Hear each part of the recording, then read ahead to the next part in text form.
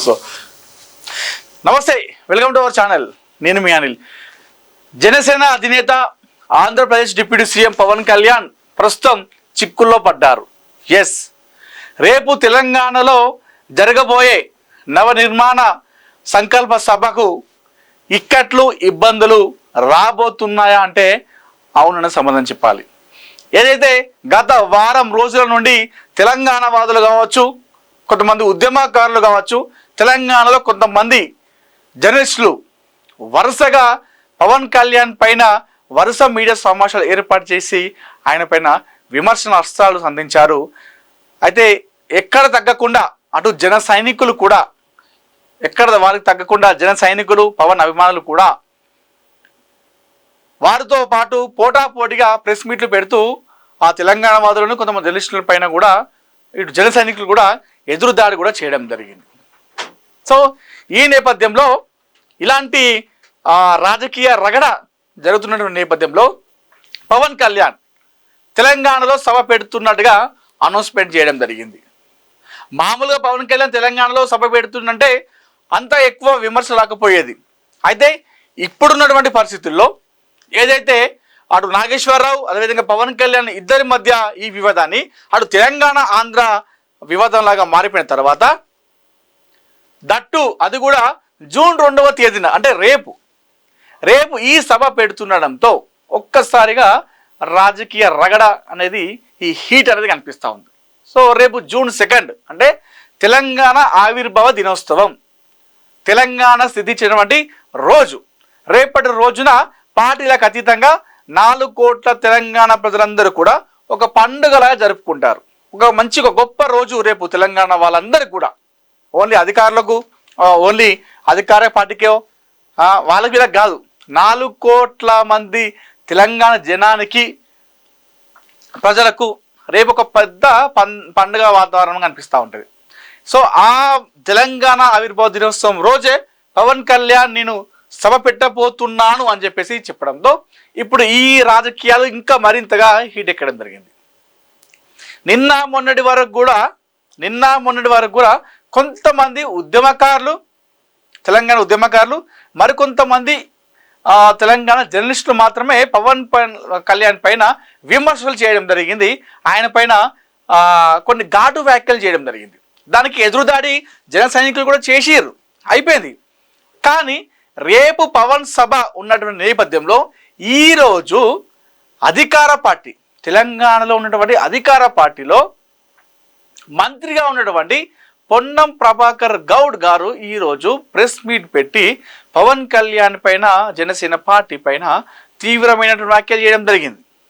ఒకసారి దాంతో పాటుగా టిఆర్ఎస్ పార్టీ తెలంగాణ రాష్ట్ర సేన అధ్యక్షురాలు కల్వకుంట్ల కవిత కూడా ప్రెస్ మీట్ పెట్టి రేపు జరగబోయేటువంటి పవన్ కళ్యాణ్ సభ పైన కూడా ఆమె కూడా తీవ్రమైన వ్యాఖ్యలు చేయడం జరిగింది. ఒక్కసారిగా ఇటు పొన్నం ప్రభాకర్ కావచ్చు, ఇటు కవిత కావచ్చు. సో ఇద్దరు గతంలో ఎమ్మెల్సీగా పనిచేసింది. టిఆర్ఎస్ అధినేత, ప్రస్తుతం ఒక పార్టీకి అధినేత. ఇటు చూసుకుంటే అధికార పార్టీలో మంత్రిగా ఉన్నటువంటి పొన్నం ప్రభాకర్ గౌడ్, ఇద్దరు తక్కువేం కాదు. అయితే నిన్నటి వరకు కూడా ఓన్లీ అటు ఉద్యమకారులు, అదేవిధంగా తెలంగాణ వాదులు, జర్నలిస్టులు మాత్రమే పవన్ పైన ఆరోపణలు చేశారు. దానికి ఎదురుదాడి చేసారు, అయిపోయింది. అయితే ఈరోజు నాయకులు కూడా పవన్ కళ్యాణ్ పైన విమర్శలు ఇస్తూ ఉన్నారు. రేపు పెట్టబోయే సభ గురించి వాళ్ళు మాట్లాడడంతో ఈ రాజకీయాలు హిట్ ఎక్కినాయి. సో చూద్దాం మరి పవన్ కళ్యాణ్ పైన పొన్నం ప్రభాకర్ గౌడ్ గారు, అదేవిధంగా కవిత ఏమన్నదో చూద్దాం. ముందుగా మనం పొన్నం ప్రభాకర్ గౌడ్ పవన్ కళ్యాణ్ పైన సభ పైన ఏం మాట్లాడిండో చూద్దాం.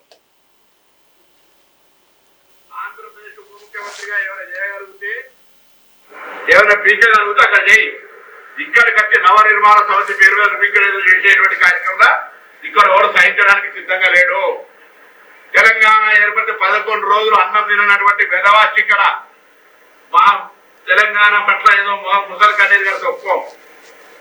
వాస్తవంగా పవన్ కళ్యాణ్ నటుడు, అది విలన్ వేషమైనా, గుండా వేషమైనా, హీరో వేషమైనా, రౌడీజమైన, ప్రేమించే విషయమైనా, ఎంతమందిని నిజ జీవితమా సినిమా జీవితమా ఎన్ని చేసినా దట్ ఇస్ యువర్ ఇండివిజువల్.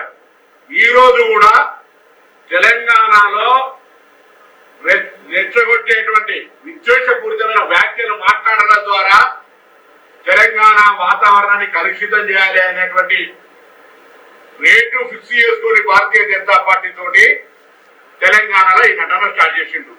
మీకు తెలుసు 2014 ఎన్నికలప్పుడు ఉస్మానాబాద్ వచ్చిండు. ఆ రోజు నేను పార్లమెంట్ సభ్యుడిగా పోటీ చేస్తున్న బిడ్డ తోడు కలిసి ఇస్తామంటే కావాల్సుకొని ఇక్కడికి వచ్చి పవన్ కళ్యాణ్ సినిమా అభిమానులు ఉంటుంది, సినిమా చూడండి మీరు నచ్చలేదు. పవన్ కళ్యాణ్ అభిమానులు అన్ని పార్టీలు ఉండొచ్చు చూసుకోండి, కానీ రాజకీయ పరంగా నీ కన్న తల్లి అయినటువంటి తెలంగాణ లాంటి తెలంగాణను అవమానపరుస్తూ తెలంగాణ ఏర్పడితే 11 రోజులు నిరాశ చేసిన తెలంగాణలో కళ్ళు దృష్టి పడితే కోనసీమ కొబ్బరి చెట్లు ఎండిపోతుంది అనేటువంటి వాడిని ఇక్కడ మనం ఎంటర్టైన్ చేస్తే ఇది దౌర్భాగ్యమైనటువంటి పరిస్థితి. నేను మళ్ళీ చెప్తున్నా, నాకు అస్సాం వాళ్ళ కంటే కూడా ఆంధ్రప్రదేశ్ దగ్గర భారతదేశంలో అన్ని రాష్ట్రాల ప్రజలకు తెలంగాణ స్వాగతం చెప్తోంది. ఈవెన్ విదేశీయులకే స్వాగతం చెప్పి ఇక్కడ అన్ని రకాల కార్యక్రమాలు జరగాల. ఇది గౌరవ మంత్రి గారు మాట్లాడిన మాటలు. నెక్స్ట్ టిఆర్ఎస్ అధినేత కవిత ఏమన్నా చూద్దాం పవన్ కళ్యాణ్ గారి పైన. పవన్ కళ్యాణ్ గారు ఆయన మీద ప్రొఫెసర్ నాగేశ్వరరావు గారు ఒక మాట మాట్లాడారు. అట్లనే నిన్న మన పాషం యాదగిరి అన్న ఒక మాట మాట్లాడంగానే ఇక్కడ వాళ్ళ ఏజెంట్ ఉన్నాడు కాబట్టి ఆంధ్ర పోలీసులు మా మేధావులు ఇంటికి వస్తుంది. ఇట్లా చేస్తే మాత్రం ఊరుకో, క్వశ్చనే లేదు. మాకు అన్ని రైట్స్ ఉన్నాయి, మేము అనుకున్నది మేము ఖచ్చితంగా చెప్తాం. రాజకీయంగా దమ్ముంటే దాన్ని ఎదుర్కోదు. మీ కాడ రాజధాని కట్టుకున్నాడు రాదు శాత కాదు, కానీ ఇడికి వచ్చాక తెలంగాణ నవనిర్మాణం చేస్తారు. మా పని మేము చేసుకుంటాం, మా నిర్మాణం మేము చేసుకుంటాం, మా కథలు మేము పడతాం. రాష్ట్రం విడిపోయింది, ప్రజలు విడిపోలే. మీరు ప్రజల మధ్యలో చిచ్చు పెట్టకండి. చిచ్చు పెడితే మాట్లాడేటోళ్ళు లేరు, ఊరుకుంటోళ్ళు లేరు అనుకుంటారేమో. ఇగో ఈ జెండా రాకముందు లెక్క వేరే, ఇప్పుడు లెక్క వేరే. టిఆర్ఎస్ 2.0 ఇక్కడ, టిఆర్ఎస్ 2.0 ఇక్కడ పెట్టుకుంటే మాత్రం మంచిగా ఉండదు. ఇది వరకు ఒకసారి పెట్టుకున్నారు, రాష్ట్రం వచ్చింది. ఈసారి మూతి పనులు రాలిపడతాయి. కాబట్టి మీరు మా ప్రజల్ని తక్కువ చేసి మాట్లాడడం, మా మేధావుల మీద చేయాలనుకోవడం, లేనిపోని సాంస్కృతిక పెత్తనం మా మీద రుద్దాలనుకోవడం, మీకు అక్కడ రాజధాని కట్టుకోవడం చేతగాక మీ పొలిటికల్ పంచాయతీలను తీసుకొచ్చి మా మీద రుద్దడం. ముందు మీ రాజధాని కట్టుకోండి. మా జిహెచ్ఎంసీ ఎన్నికలలో పోటీ చేసే విషయం మీరు మళ్ళా ఆలోచించండి. మా జిహెచ్ఎంసీలో ఇక్కడ సెటిల్ అయ్యి ఇక్కడ ఉన్నటువంటి ఆంధ్ర బిడ్డలు మా వాళ్ళు. గత 12 ఏళ్లుగా వాళ్ళని మేము కడుపులో పెట్టుకొని కాపాడుతున్నాం. ఇంకా ఎన్ని ఏళ్ళైనా అట్లనే కాపాడుకుంటాం. తెలంగాణలో మేము ఎవరిని ఇబ్బంది పెట్టేటోళ్ళం కాదు. చుట్టపు చూపుగా వచ్చినా, ఇంటికి వచ్చినా వాళ్ళని ఉన్నాం. వాళ్ళు మన దగ్గరే ఉన్నారు, మన దగ్గరే సెటిల్ అయిన, వాళ్ళతో ఇబ్బంది లేదు. రాజకీయంగా పెత్తనం చేస్తాం, సెక్రటేరియట్లో ఏలు పెడతాం, మీ విధానాలలో ఏలు పెడతాం, మీ నీళ్లు దోసుకుంటాం అంటే మాత్రం ఊరుకునేది ఉండదు. ఖచ్చితంగా చెప్తా ఉన్నాం. ఇది టిఆర్ఎస్ అధినేత కవిత గారు మాట్లాడిన మాటలు. ఇది అంటే ఇలాంటి నేపథ్యంలో రేపు పవన్ సభ ఎలా ఉండబోతుంది? ఒకవైపేమో అధికార పార్టీ ఉన్నటువంటి క్యాబినెట్లో ఉన్నటువంటి మంత్రి, అంటే ఒక రాష్ట్రం నుండి ఒక ఉప ముఖ్యమంత్రి వస్తున్నంటే వీళ్ళు రిసీవ్ చేసుకుంటారు, ప్రోటోకాల్ ఉంటుంది. ఒకవేళ రేపు ముఖ్యమంత్రి రేవంత్ రెడ్డి గారు లేకపోతే ఖచ్చితంగా క్యాబినెట్ ఉన్నటువంటి మంత్రి గారు పొన్నం ప్రభాకర్ గారు కూడా ఆయన రిసీవ్ చేసుకోవాల్సి వస్తుంది ప్రోటోకాల్ పరంగా. సో ఆయననే ప్రెస్ మీట్ పెట్టి ఈ విధంగా మాట్లాడడం జరిగింది. సో చూద్దాం మరి రేపు ఎలా జరగబోతుంది ఆయన పవన్ మీటింగ్. మరి జరుగుతుందా? రాత్రి వరకు ఏమన్నా సంకేతాలు ఇస్తారా జనసేనాని? ఎందుకంటే ఒక హీట్ అట్మాస్ఫియర్ అయితే కనిపిస్తూ ఉంది. ఇలాంటి అట్మాస్ఫియర్లో పవన్ వచ్చి రేపు సభ పెడితే తెలంగాణ వాదులు ఊరుకుంటారా? ఎవరైతే ఇన్ని రోజులు ప్రెస్ మీట్ పెట్టినటువంటి వారు ఊరుకుంటారా? తెలంగాణ ప్రజలు దీన్ని ఎలా చూసుకుంటారు? ఏదైతే పొన్నం ప్రభాకర్ గారు చెప్పినట్టు ఇది పవన్ కళ్యాణ్ రెచ్చగొట్టే విధంగా చేస్తున్నాడు, మరొకసారి రెచ్చగొట్టేటువంటి విషయాలు చేస్తూ ఉన్నారు. అంటే పొన్నం ప్రభాకర్ గారు మాట్లాడింది, ఆయన ఏమంటున్నారంటే మాకు అస్సాం కంటే ఆంధ్రప్రదేశ్ చాలా దగ్గర. ఎందుకంటే ఒకప్పుడు మేము కలిసి ఉన్నాం, ఆ కలిసి ఉన్న రాష్ట్రంలోనే నేను ఎంపీగా పనిచేసిన. మాకు ఆంధ్రప్రదేశ్ అంటే చాలా ఘోరం ఉన్నది, ఇలాంటి ఇబ్బందులు లేవు మాకు. కానీ తెలంగాణ వస్తే 11 రోజులు తెలంగాణ వస్తే 11 రోజులు నేను అన్నం తినకుండా ఉన్నా అన్నటువంటి పవన్ కళ్యాణ్ ఏ విధంగా నువ్వు తెలంగాణకు అడుగు పెడుతున్నావు, ఏ విధంగా వస్తున్నావు? నువ్వు ఒక కనుక వస్తే నువ్వు క్షమాపణ చెప్పిన తర్వాతనే తెలంగాణ అడుగు పెట్టు బిడ్డ అంటూ అటు పొన్నం ప్రభాకర్ గారు మాట్లాడడం జరిగింది.